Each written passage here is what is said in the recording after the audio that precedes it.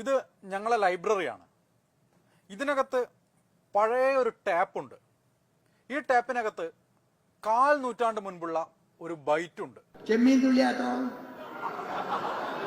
മുട്ടോ പിന്നെ തുള്ളിയാ ചട്ടി. അതുകൊണ്ട് ആന്റണിയുടെ കോൺഗ്രസ്സുകാർ അത്ര തന്നെ തുള്ളിയാലും എവിടെയെന്ന് ഞങ്ങൾക്കറിയാം. ഏതായാലും ശരി, കേരളത്തിന്റെ ഉത്തമ താല്പര്യത്തെ മുൻനിർത്തി നമ്മൾ ഒറ്റക്കെട്ടായി ആന്റണിയെ ഇറക്കി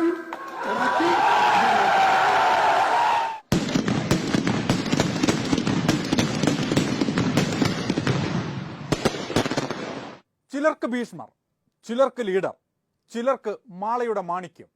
വിശേഷണങ്ങൾ പലതായിരുന്നു കെ കരുണാകരന്.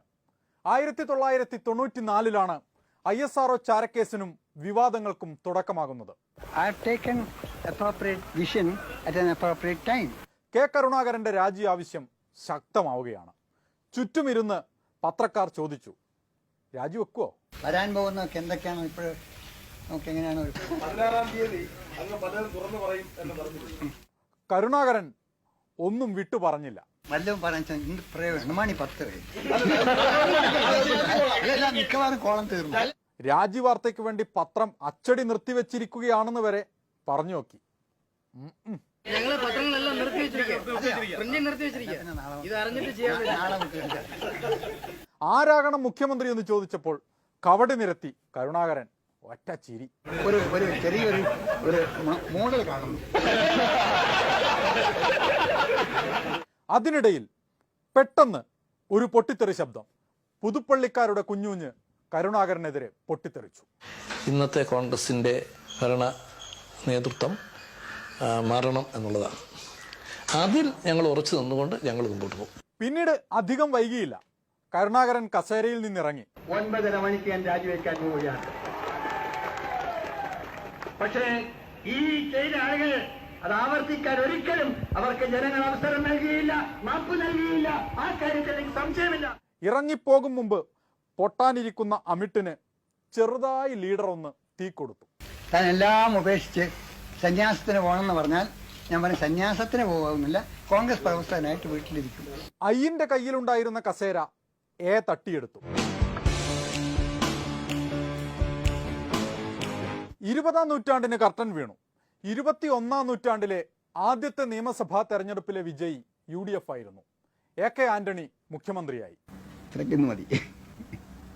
ലീഡറോട് രാജിയെക്കുറിച്ചുള്ള ചോദ്യങ്ങൾ ചോദിക്കുമ്പോൾ അദ്ദേഹത്തിന് സമീപത്തായി ചീകിയൊതുക്കിയ മുടിയുള്ള ഒരു ചെറുപ്പക്കാരൻ നിൽക്കുന്നത് നിങ്ങൾ ശ്രദ്ധിച്ചിരുന്നോ?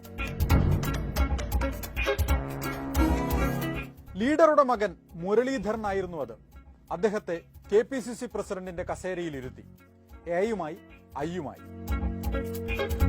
കോൺഗ്രസിലെ 21-ാം നൂറ്റാണ്ടിലെ പൊട്ടിത്തെറികൾക്ക് തുടക്കമിടുന്നത് കരുണാകരൻ തന്നെയായിരുന്നു. കേരളത്തിന്റെ ഉത്തമ താല്പര്യത്തെ മുൻനിർത്തി നമ്മൾ ഒറ്റക്കെട്ടായി ആന്റണിയെ ഇറക്കി. ആന്റണിയായിരുന്നു ശത്രുപക്ഷത്ത്. ഇടിച്ചു പുറത്താക്കാൻ ചർച്ചയ്ക്ക് ആവശ്യമില്ല. ഞാനെല്ലാം അങ്ങനെ പുറത്തു പോകാൻ ഉദ്ദേശിക്കുന്നില്ല.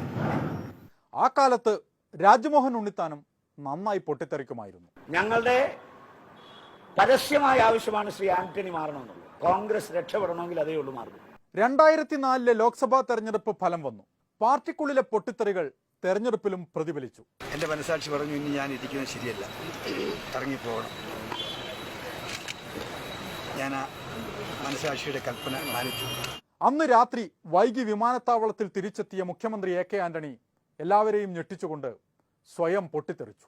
ഞാൻ മുഖ്യമന്ത്രി സ്ഥാനം രാജിവെക്കുകയാണ്.